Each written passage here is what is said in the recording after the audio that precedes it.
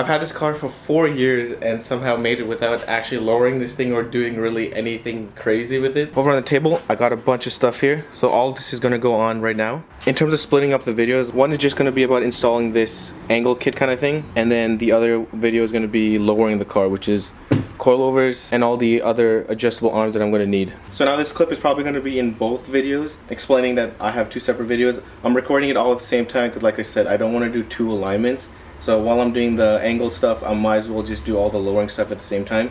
But I wanted to split it just to help out people, where one video is kind of explaining how the angle stuff works and one is how to lower the car properly. In this video, I'm going to talk about how to lower the BRZ properly, in quotes, because honestly, you can do this a million ways and everyone can consider you know, proper geometry in different ways. But in my opinion, this is like the bare minimum stuff you need to get the car lowered and then also properly aligned. This is not going to be a tutorial on how to put these on. There's like a million videos of that. I just wanted to put a video that kind of summarizes all the parts you need to properly do this, because usually people either install just the coilovers or just some of the control arms. So this way I'm going to kind of just explain why I'm putting each thing. Obviously, you're going to need your struts and springs. So these are coilovers, which are adjustable. This is going to help me kind of choose exactly what height I want to drop it to. I'm not going too low with this, half an inch, maybe 0.75 of an inch. And this is mostly for kind of the stiffness, because these do have dampers on it, which I can adjust. So this is honestly more for just playing around. These also do have adjustable top plates, which will help me adjust camber. So honestly, for me, I'm actually not planning to go that much lower. The other option to coilovers is going to be lowering spring. It's going to be the same thing in terms of the rest of the parts you need, and these are obviously fronts and backs, and you can ignore this thing. I actually bought this used, so this is from the other guy's car. This is just the front stabilizer link, which is stock anyway. Then ignoring these things, these are for the other video about the angle kit, and then these are what you actually need to make sure your car alignment's proper. If you didn't know, the BRZ actually has no camber adjustment, there's no toe adjustment in the rear, and there's obviously no caster adjustment. Not a lot of cars have that, but this has like literally nothing. Now what happens when you lower the car with coilovers or springs or whatever, the car's wheels naturally kind of start to camber out. But I mean, if camber is what you're going for and you have no specific, you know, angle that you actually want, you can technically leave it. The other problem in the rear is your wheel gains camber, and then it also gets towed in, I believe. That is kind of more important to fix rather than your camber. Really, any camber, you can still pretty much drive straight and turn. For that reason, I have these lower control arms, which look almost like stock, but in the rear, some adjustment here. So this bolt can like move up and down, which is what tilts the wheel to give you camber. These two over here are the toe arms. So again, this also looks almost exactly like stock, except the rod on this one is adjustable, so you can pull the bushing or the ball joint in and out to make this thing longer or shorter. So like I said, once the car is lowered, all the angles are going to get completely messed up, and it's most likely not what you want, especially if you're trying to get, you know, the most performance out of the car. These are all going to be used to correct it and get it back to what I actually want. Same thing in the front. I don't think I stress it as much, but in the front, your toe, I don't know if the toe is affected, but your camber is definitely gonna start to go more negative. But with these coilovers, you have the adjustment over here. If you're going with lowering springs or a coilover that doesn't have those top plates, you could either buy just adjustable top plates alone, or you can get camber bolts, which I don't have, which go into the hole over here on your strut, and you can kind of adjust from there slightly. As of right now, I'm hoping I can get to about negative 2.5 degrees, which is what I'm going for in the front with just these. If I need the cam bolts, I'll go get those. For anyone else who doesn't have adjustable top hats, you can try and see if just those camber bolts will be enough, which are usually way cheaper than getting a top plate. I'm starting off with the front. To correct for the toe, you can just do that with the tie rod, so you don't have to do anything with that. I said this before, but just ignore these stabilizer links. These are just the stock ones, so I'm gonna have them in there, which I'll probably use mine over these. And then, unfortunately, I'm just realizing now that these, the preloads of this are completely taken off. I'm gonna quickly Google and see if I can find what the default setting is, which is usually what you just wanna leave it at. Put it together, got the preload set and the height set, and I just went based on their manual, which gives like, I guess, the default settings. So I just followed these. Got it roughly set. I definitely don't think this is the height I need. I'm sure I have to go lower to hit my 0.75 drop, but I'm just gonna leave it like this just so everything is consistent for now.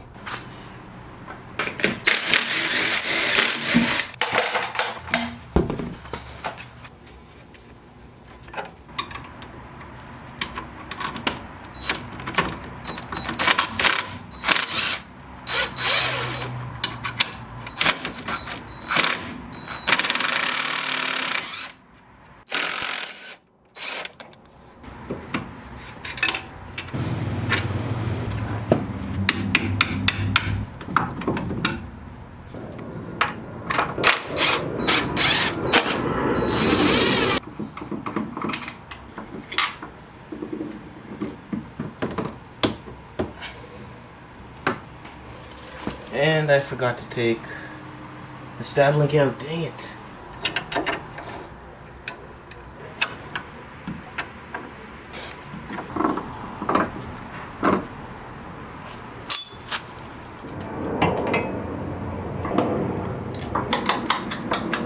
Took the extra stab link that came on these coilovers, and we're just gonna use mine.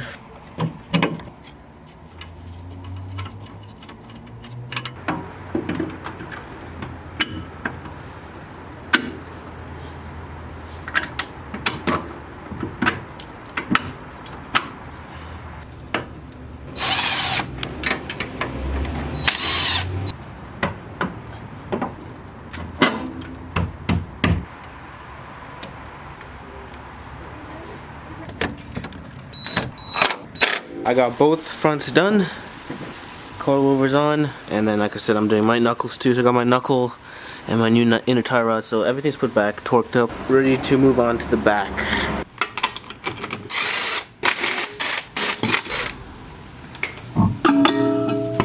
The coilover is going to replace the strut over here, and then because of the natural camber that's going to come from lowering it, I'm going to be replacing this arm down here, which you'll see better once I light it up, but it's going to be replaced by this adjustable one.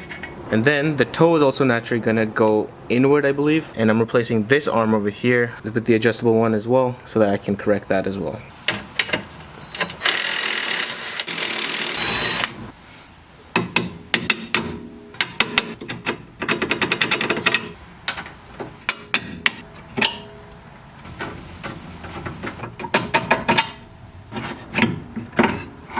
You can see the difference between the stock and the SBC adjustable arms. They look almost identical. So this is the SBC one, this is the stock one. Put it this way. Pretty much the same thing. This got a couple extra holes. Don't know what that's for. It might just be nothing, but literally the only difference is this over here. So if let me see. Oh, actually you can see it here. So you can see over here where the bolt goes, it's like a long slot versus just one hole over here. With this washer over here, you can either set the bolt on this end or this end or somewhere in between. What that's basically doing is lengthening and shortening this arm. That's how you get your camber, because it pushes the wheel in and out that way.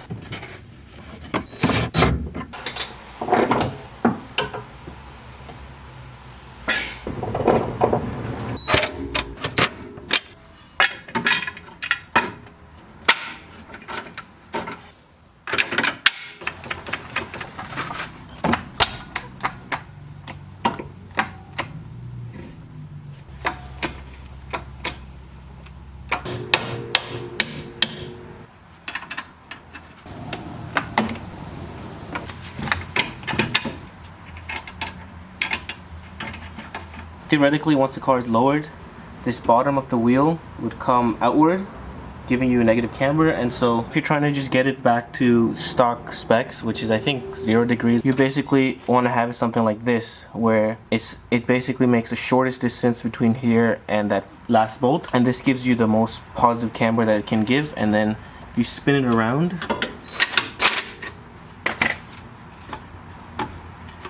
there you go, pull the wheel out, or you can push it in or out. So this is positive camber, more negative camber.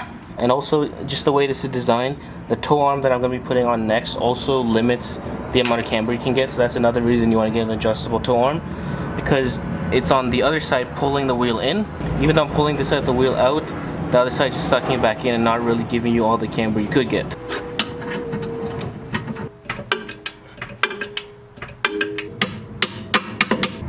Oh, is this adjustable?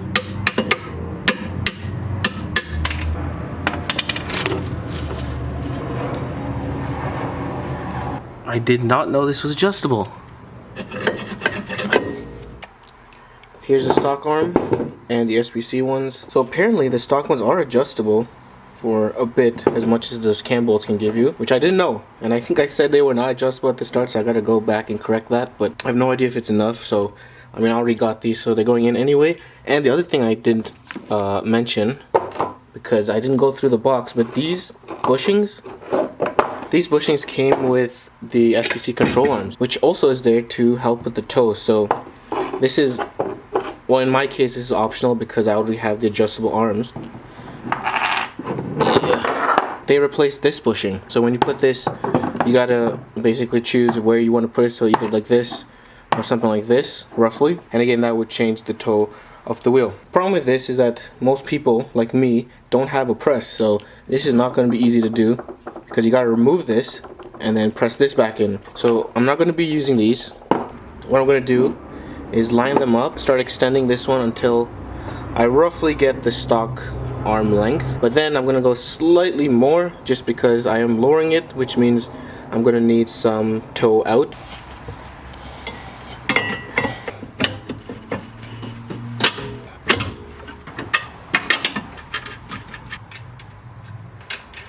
Toe arm also comes with these bolts, which is just for the bracket that's on it, which the BRZ doesn't need. I think the Impreza uses the same arm, so I think on the Impreza it does have line or something going to the bracket, so that's when you use it. I don't know, maybe some of the other BRZs do, but mine didn't, so don't really need these.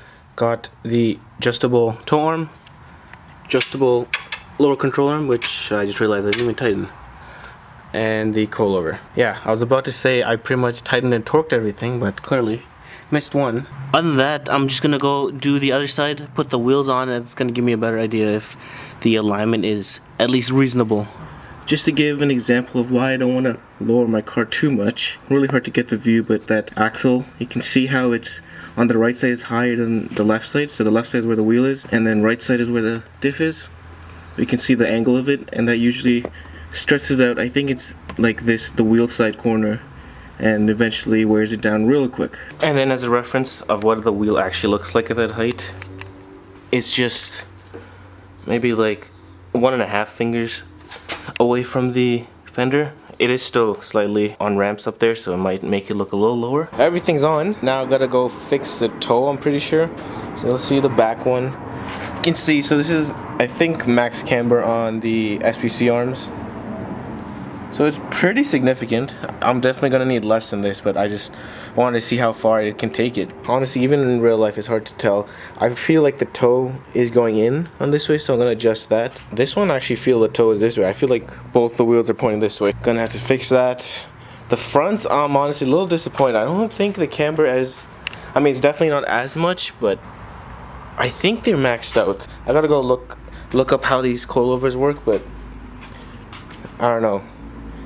It feels like it's barely any camber, which kind of sucks because I actually wanted more in the front than the back. So yeah, at this point I'm just going to try to get the toe in the front and back as close as possible so I can drive it to the alignment shop in a couple days. I fixed up all the coilovers, so now all the wheels are the exact same height, so I went with 35 centimeters from the center of the wheel to the fender. Still decent amount of space here, which to be honest I kind of want, especially for the front, because now I got 25mm spacers in the front, so there's a bit more space for this wheel to not rub on full lock. Well, it is still rubbing, but that's expected. I knew like this wheel of mine rubs, so I usually run the stock wheel anyway when actually trying to drift, but just normal driving I'm still gonna stick with this and just not turn full lock. Kind of hard to show, but this is the angle that I'm getting out of that knuckle. I think that's pretty much it for lowering the car. I just wanted to help people understand the whole point of getting all those adjustable arms and like why you would want it. Obviously, if you're lowering like less than an inch like I am, you don't really need those adjustable arms just because the wheel does get out of spec, but not really that much that you're gonna notice it so much, especially if you're just driving normally to work or whatever. But in my case, I wanted some custom alignments, and if you're trying to make sure you have the most life out of your tires, you probably also just want to get that just so you can make sure all the wheels are straight and they're pointing where they're supposed to point.